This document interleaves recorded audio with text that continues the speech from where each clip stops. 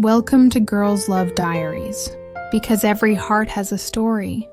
Stella ay sanay na sa kanyang tahimik na mundo. Araw-araw ay pareho lang ang daloy. Trabaho, bahay, at mga simpleng kausap na kilala niya na lamang. Hindi niya alam na may kulang sa kanyang buhay, isang damdamin na hindi niya maipaliwanag. Si Laura naman ay kabaligtaran niya, masigla, palabiro at laging may ngiti sa labi. Para sa lahat, tila perpekto ang kanyang mundo, pero sa likod ng kanyang ngiti ay may hinahanap ding kakaibang koneksyon, isang taong tunay na makakaintindi sa kanya. Isang araw, sa gitna ng abalang kalsada ng Maynila, nagtagpo ang kanilang mga mata. Para bang tumigil ang oras sa isang iglap.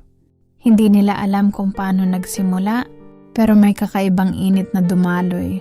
Sa kanilang pagitan, isang damdamin na matagal nang hinihintay. Sa unang sandali, simpleng palitan lang ng ngiti. Sa susunod, mga munting kwentuhan. At sa bawat tawa at halakhak, unti-unti nilang naramdaman na parang sila lang ang naiwan sa mundo. Ngunit sa gitna ng pag-usbong ng kanilang damdamin, may lihim na darating isang bagay na pwede ring sumubok sa tibay ng kanilang puso. Ito ang simula ng isang kwento ng pag-ibig, ng dalawang babae na huli na ang pagkakatagpo, ngunit hindi pa huli ang pagkakataon para mahalin. Stella ay naglalakad pa uwi mula sa trabaho. Bitbit ang kanyang bag at mga iniisip. Napansin niya ang isang kafe sa kanto na dati niyang napapansin pero hindi pa nasusubukan. Sa loob may abalang barista na nag-aayos ng mga order at doon niya nakita si Laura. Laura ay nakangiti habang inaayos ang mga kape para sa customer. Ang galing niya, naisip ni Stella. May kakaibang aura si Laura, parang lahat ng ilaw sa paligid ay tumutok sa kanya. Hindi niya namalayan na habang nakatitig siya, napangiti rin si Laura sa kanya. "Hi, parang first time kitang nakikita dito," bungad ni Laura. Medyo may kilig na tinig. "Oo, first time ko dito rin," sagot ni Stella. Bahagyang nahihiya pero hindi mapigilan ang ngiti. Hindi nila namalayan na napagod ang oras sa simpleng kwentuhan. Napag-usapan nila ang paboritong libro, musika, at mga lugar na gusto nilang puntahan. Sa huling sandali ng kanilang pagkikita, nagpalitan sila ng numero, isang simpleng simula, ngunit tila may kakaibang init sa pagitan nila. Sa mga sumunod na araw, nagkakaroon sila ng munting text exchanges. Minsan simpleng good morning lang, pero may kasamang heart emoji na hindi nila sinasadyang ilagay. Unti-unti, nakilala ni Stella ang pagiging palabiro ni Laura sa kabila ng kanyang mysterious vibe. At si Laura naman ay natuwa sa pagiging matatag at maaalalahanin ni Stella. Isang Sabado, nagkasundo silang magkape sa parehong kafe. Magkaharap, walang iniwanang salita, at damang-dama nila ang tensyon sa pagitan nila. Ang bawat tawa at kwento ay tila lumilikha ng koneksyon na hindi nila maipaliwanag. Ngunit sa kalagitnaan ng saya, may naipaparamdam sa kanilang puso isang takot at pangamba. Pareho nilang alam na ang damdaming ito ay bago at delikado, pero sa kabila ng takot, hindi nila maiwasang lumapit palalo sa isa't isa. "Alam mo, Stella, parang may kulang sa buhay ko hanggang sa nakilala kita," sabi ni Laura. Medyo mahina ang boses. "Ganon din ako.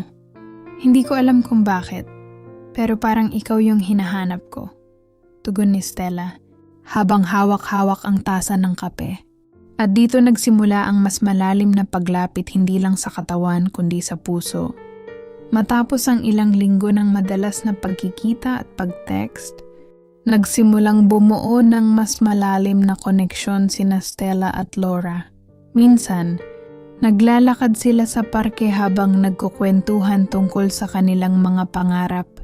"Stella, may gusto akong sabihin, pero natatakot akong baka iba ang tingin mo sa akin," ani Laura.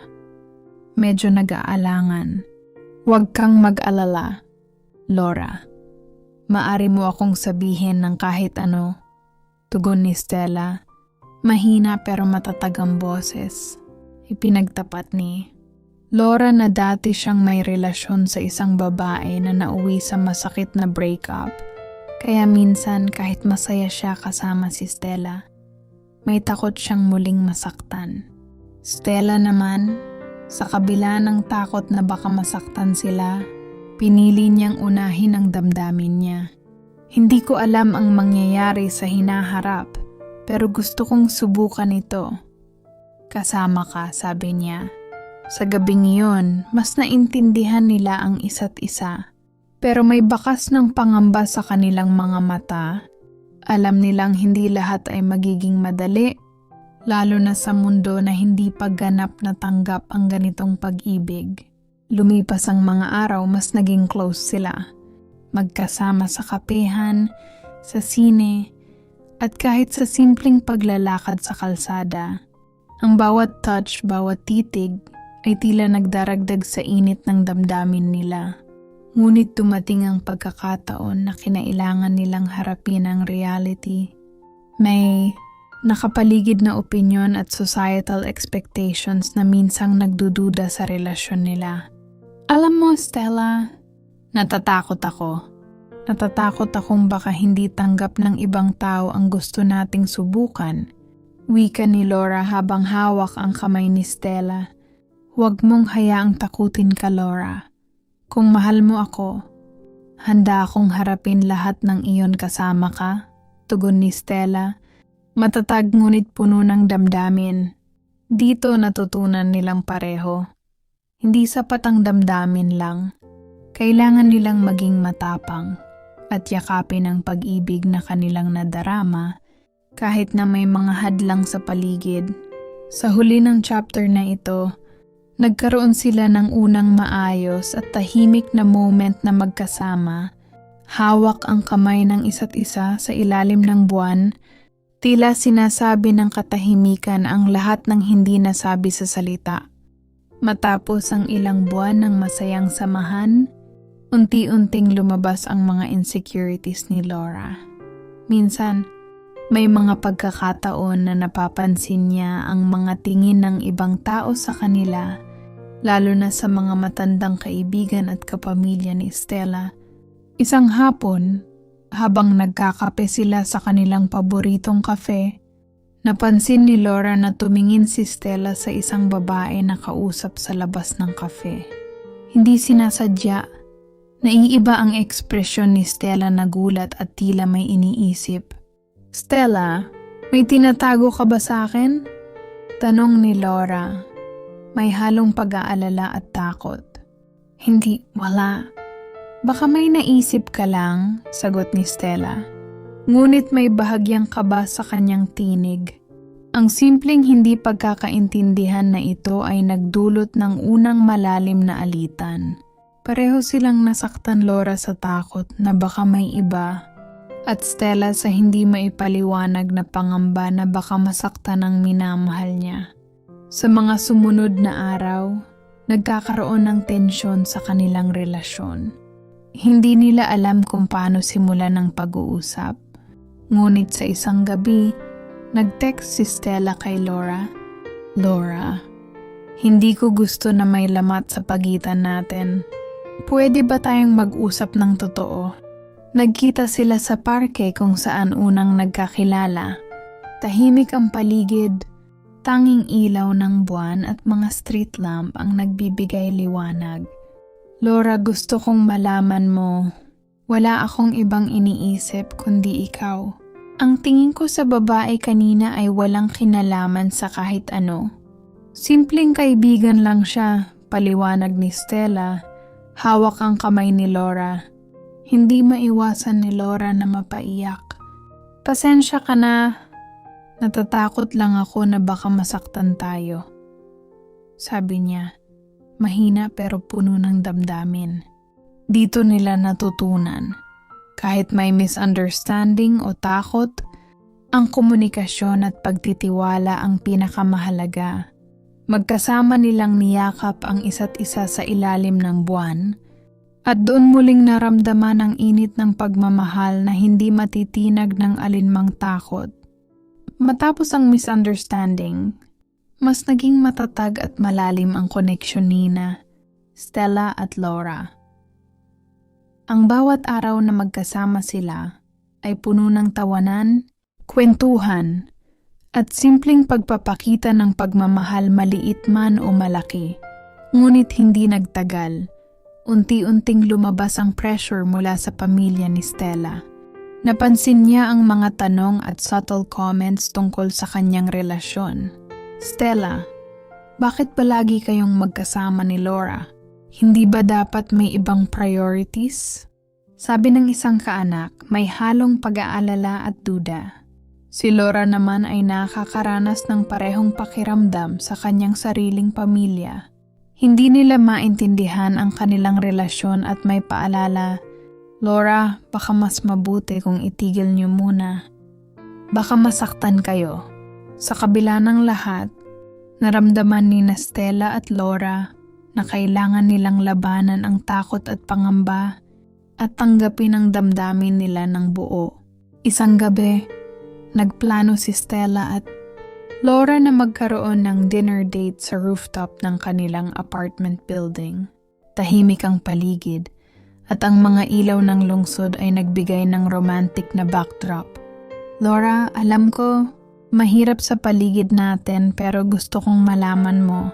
Wala akong ibang mahal kundi ikaw, ani Stella. Habang hawak ang kamay ni Laura. Napaiyak si Laura sa emosyon. Stella, hindi ko rin alam kung paano ko sasabihin pero handa rin ako. Basta't magkasama tayo. Kahit ano pa ang sabihin nila, sagot niya. Sa momentong iyon, napagtanto nilang dalawa, hindi sapat ang pagmamahal, lang kailangan nilang maging matatag at protektahan ang isa't isa laban sa mga hadlang ng mundo. Ang kanilang unang malaking pagsubok ay naging daan para mas lalong lumakas ang kanilang pagtitiwala at pagmamahal. Sa pagtatapos ng chapter na ito, nagyakap sila sa ilalim ng buwan, matatag at magkasama, handang harapin ang anumang darating sa kanilang relasyon. Lumipas ang ilang linggo, at naramdaman ni Stella at Laura na lumalaki ang pressure mula sa paligid. May pagkakataon na halos mawalan sila ng lakas ng loob, lalo na sa mga opinyon ng pamilya at kaibigan. Isang araw nagkaroon ng misunderstanding muli. Isang comment mula sa kaibigan ni Stella ang nagdulot ng pagdududa kay Laura. Parang hindi ka na ganun kasaya, Laura. Baka nagdadalawang isip ka na, sabi ng kaibigan. Hindi alam na masakit ang naramdaman ni Laura.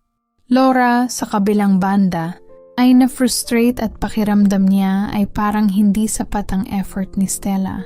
Nag-away sila sa telepono, pareho may sugat ang damdamin. Ngunit sa gitna ng tensyon, napagtanto nila, hindi ang mundo ang dapat nilang labanan, kundi ang takot at insecurity sa kanilang sarili. Sa huling chapter, nagkita silang muli sa kanilang paboritong coffee shop, ang lugar ng unang pagkikita. Tahimik at puno ng emosyon ang moment. Laura, kahit ilang misunderstanding pa ang dumating, gusto kong malaman mo, hindi kita kayang mawala. Huli naman, hindi pa huli ang lahat, sabi ni Stella. Hawak ang kamay ni Laura ng mahigpit. Stella, pareho tayo. Natakot lang ako pero ngayon, handa na akong yakapin ang pagmamahal natin. Kahit ano pa ang sabihin ng iba, sagot ni Laura. May luha sa mata ngunit nakangiti. Naglapit sila sa isa't isa at nagyakap ng mahigpit. Parang walang ibang tao sa paligid. Ang kanilang mga puso ay nagtagpo matatag, buo, at handang harapin ang mundo ng magkasama. Ang kwento ay nagtapos sa pag-ibig na hindi lang huli, kundi tunay at matatag. Isang WLW love story na puno ng pagmamahalan, takot, pagsubok, at pagtatagumpay ng dalawang babae na natagpuan ng isa't isa. At sa huli natutunan nina Stella at Laura na ang pag-ibig ay hindi nasusukat sa oras o sa pagkakatagpo. Minsan, huli man sa pagkakataon. Pero kapag tama ang tao, tama ang damdamin. Handa kang yakapin ang bawat sandali. Sa bawat titig, halakhak at yakap, kanilang nadama. Ang pagmamahal ay hindi lamang damdamin, ito ay tapang, pagtitiwala at pagiging totoo sa sarili at sa isa't isa. Ang kwento nila ay paalala na sa kabila ng mga takot at pagsubok, may mga pagmamahala na darating sa tamang panahon. At kahit huli man, hindi ito huli para mahalin at hindi huli para yakapin ang taong mahal mo ng buo. Huli na, nawala na siya. Pero sa puso, hindi pa huli ang lahat. Don't forget to like, share, and subscribe. Kung kinilig ka sa kwento, suportahan mo ang channel na ito para sa mas marami pang woman love stories sa Tagalog. I-click ang subscribe button at pindutin ang notification bell para hindi mo ma-miss ang susunod pang mga kwento na puno ng kilig, drama at totoong pag-ibig. Ang bawat like, share at comment mo ay malaking tulong para makagawa pa kami ng mas maraming kwento na magbibigay inspirasyon at representasyon sa WLW community.